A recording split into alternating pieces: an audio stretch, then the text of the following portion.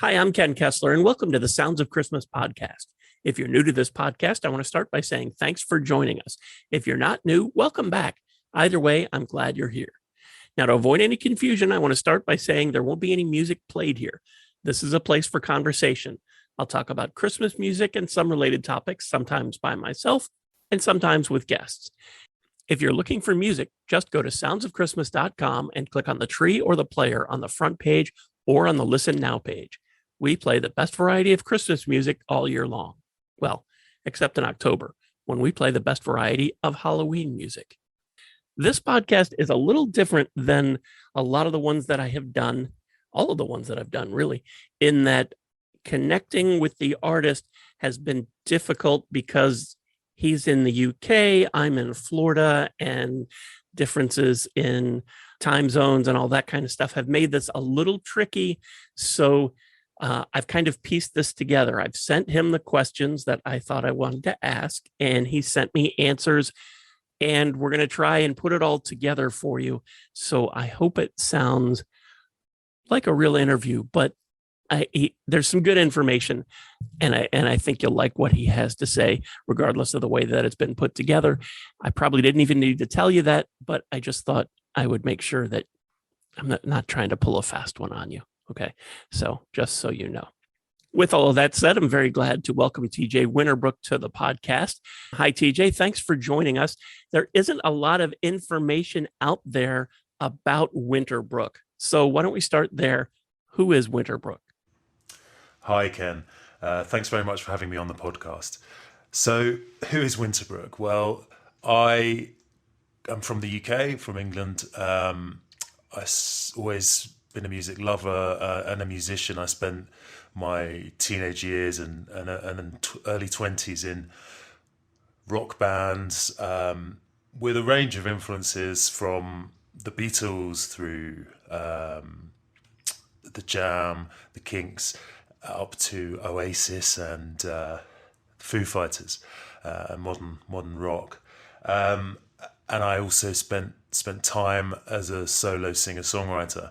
Now, in that period, although I was really enjoying what I was doing, looking back on it, I don't think the songwriting really clicked. I don't think I came up with material that I was 100% proud of, 100% sure that it was going to go out there and make an impact. And really, as a musician, that's what you need.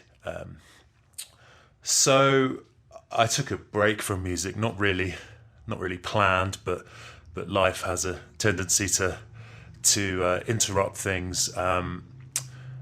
Really until the Christmas of last year, of 2020, which I'm sure was unusual for everyone.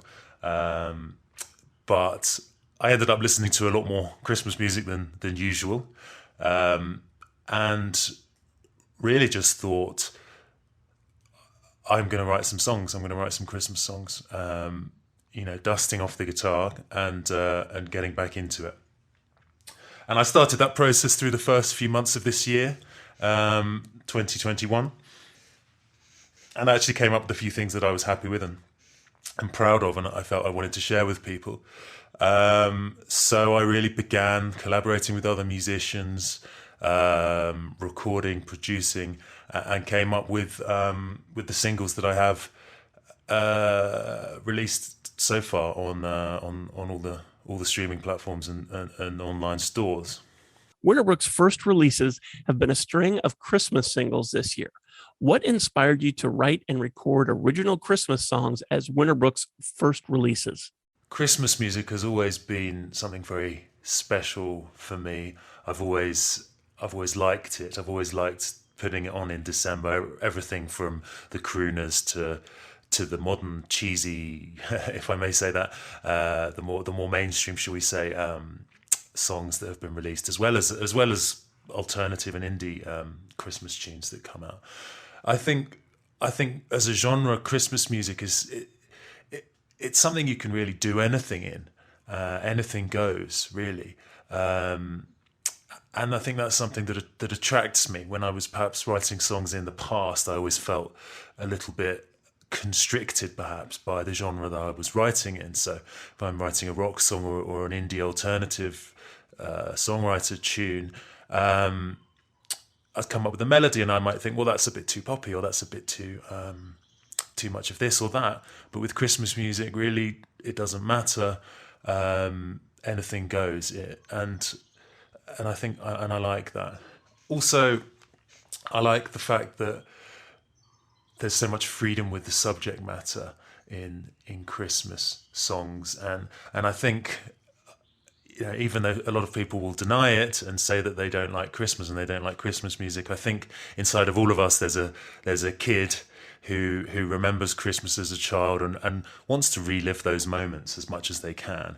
And I enjoy putting that into my songs. So with my main single this year, My Boyfriend is a Snowman, the first release that we made, really it was just about bringing the sort of magical themes that we listen to in songs like Frosty the Snowman, Walking in the Air, things like that. But putting it within the context of more of an adult song, to enable us to all reconnect with that child inside us who loves Christmas. So really, that's what Christmas music is about for me, and what that song was about.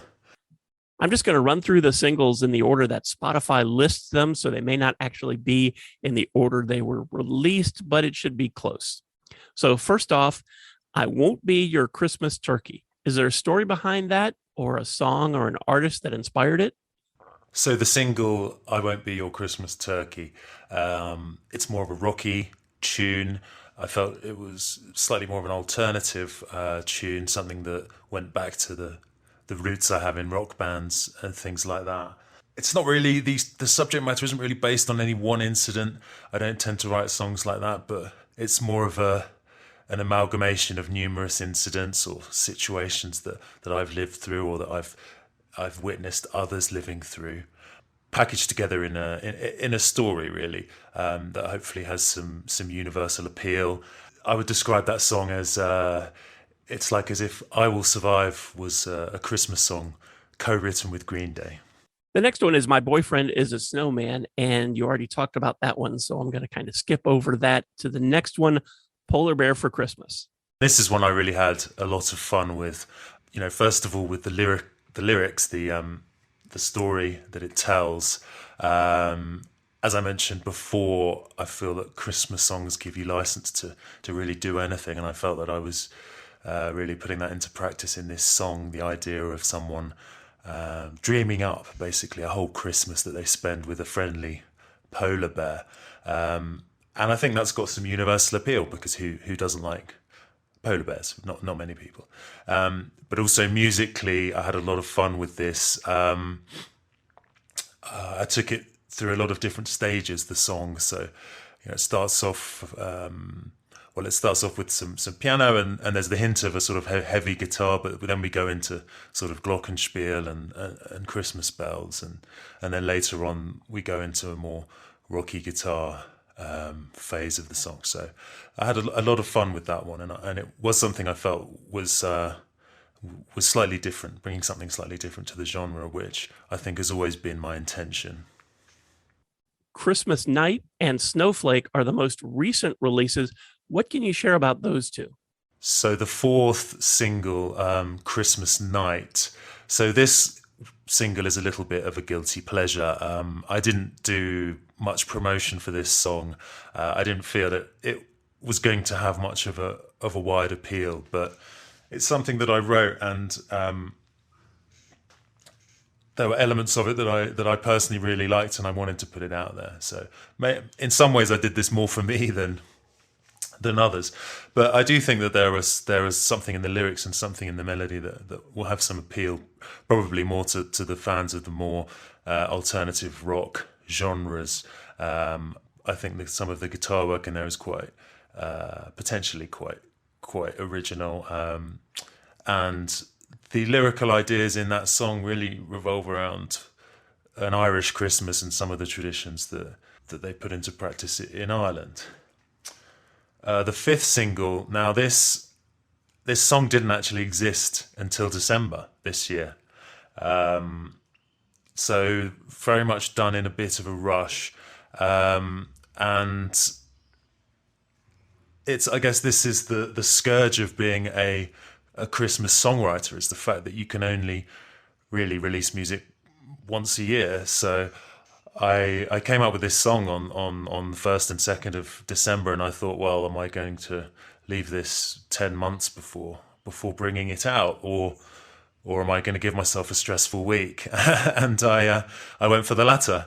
I do think that the song's quite bare at the moment, and I do plan to release a slightly enhanced version in January, February of next year, just to replace the version that's out there at the moment. But as something that was done relatively last minute, I'm quite proud of that as a song, and as the way that the idea that comes through in the lyrics as well is something that I feel is slightly unusual.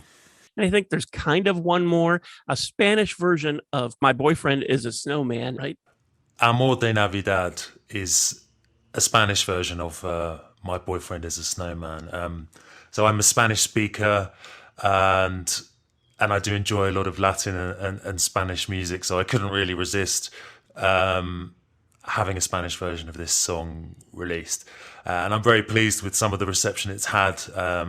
It's been well received by some people I've shared it with. It's got on some good Latin Christmas type playlists. So yeah, I'm very, very pleased with that. I noticed you have a YouTube channel and you already have videos for 3 of these Christmas singles up there. Are there videos for the other 2 in the works? Or since we're so close to Christmas now, are you just looking ahead to 2022?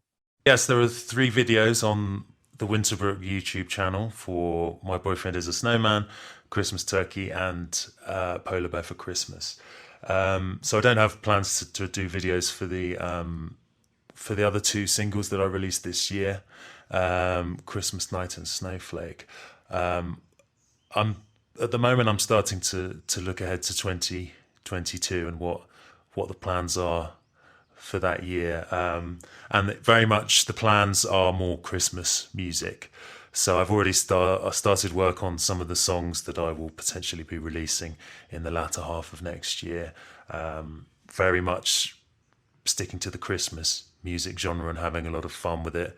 So yeah, I think in 2022 we can expect, I don't know exactly, but 3 or 4 potentially new Winterbrook releases here in time for Christmas next year, and hopefully the listeners and yourself, Ken, will enjoy them.